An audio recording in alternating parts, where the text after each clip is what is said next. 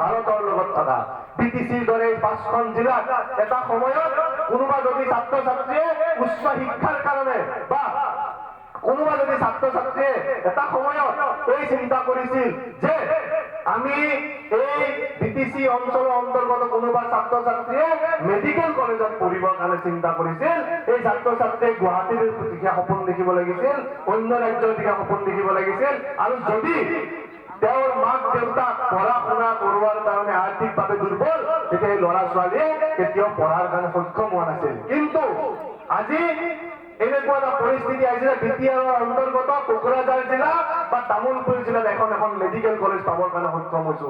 আমি প্ৰত্যেকগৰাকী ছাত্ৰ ছাত্ৰীয়ে এইটো চিন্তা কৰিব লাগিব যে আমি এগৰাকী এনেকুৱা মুখ্যমন্ত্ৰী পাইছো যিয়ে এগৰাকী ছাত্ৰীৰ মাইনুচলি চিন্তা কৰিছে।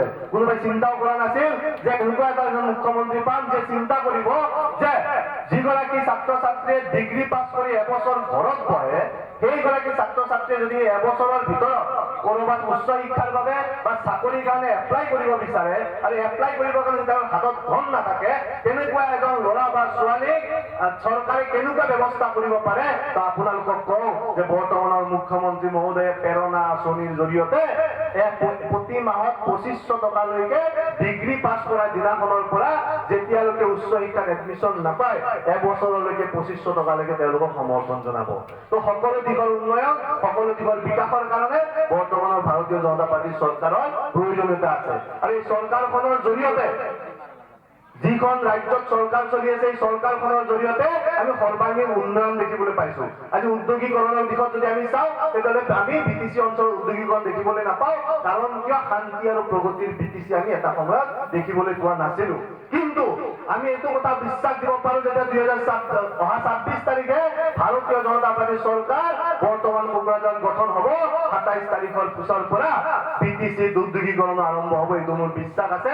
যেতিয়া বিটিচিত শান্তি আছে, প্ৰগতি আছে, আমাৰ বিশ্বাস যে অহা 5টা বছৰত বিটিচিত আমি উদ্যোগীকৰণ কৰিব পাৰিম। গতিকে সকলোকে আহ্বান কৰাইছো যে আমি অহা 5টা বছৰত বিটিচিত এখন চৰকাৰ গঠন কৰিম বা বিটিআৰত এখন চৰকাৰ গঠন কৰিম কাৰণে 22 তাৰিখে ওলাই যাব লাগিব এনেকুৱা নহয়। আমি অহা 50টা বছৰত এখন সুৰক্ষিত, সমৃদ্ধিশালী, শান্তিপূৰ্ণ বিটিআৰ গঠন কৰিব পাৰিম বা কৰিব লাগিব, এনেকুৱা চিন্তাৰে আমি অহা 22 তাৰিখে ওলাই যাব লাগিব। ভাৰতীয় জনতা পাৰ্টীৰ পক্ষত ভোট দিব লাগিব। ৰাস্তা ঘাট, নাম মন্দিৰ, মছজিদ সকলো ধৰণৰ যাতে ৰাজহুৱা অনুষ্ঠানৰ আমাৰ উন্নয়ন হয়, তাৰ কাৰণে চিন্তা কৰিব লাগিব। সকলোতকৈ ডাঙৰ কথা, ইয়াত উপস্থিত যুৱ প্ৰজন্মৰ নিবনুৱা সমস্যা সমাধান কৰিব পৰা কোনোবা এগৰাকী নেতৃত্ব আমি বিচাৰিব লাগিব। যদি কোনোবাই চাকৰি নাপায়, আত্মনিৰ্ভৰ অসমৰ জৰিয়তে আমি যাতে 2 লাখ টকাকৈ পাই পেলাই চৰকাৰৰ পৰা আমি কৰবাত ব্যৱসায় আৰম্ভ কৰিব পাৰো, তেনেকুৱা এটা চিন্তা কৰা এখন চৰকাৰক আমি সমৰ্থন কৰিব লাগিব।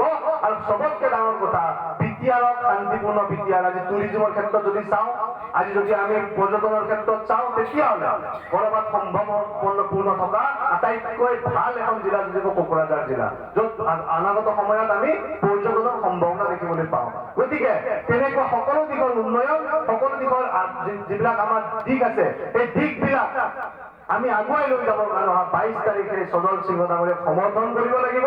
আৰু মই আশা ৰাখিছো যে যি ধৰণে যোৱা শ্ৰীৰামপুৰ সমষ্টিত যোৱাবাৰ সজল সিংহ ডাঙৰীয়াক জিকাইছিল, এই বছৰ 40টা সমষ্টিৰ ভিতৰত আটাইতকৈ বেছি ভোটত গোমা সমষ্টিত সজল সিংহ ডাঙৰীয়াক জিকিব লাগিব। হয় নে নহয়?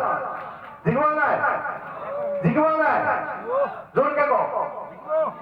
যদি সজল সিংহ ডাঙৰীয়াৰ প্ৰতি আপোনাৰ সমৰ্থন আছে, মোৰ লগত জোৰকে ক'ব, ভাৰত মাতা কি, ভাৰত মাতা কি, ভাৰত মাতা কি। বহুত বহুত ধন্যবাদ।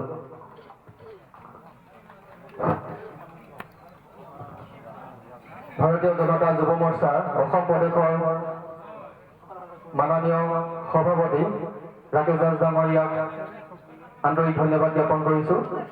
ইয়াৰ মাজতে আমাৰ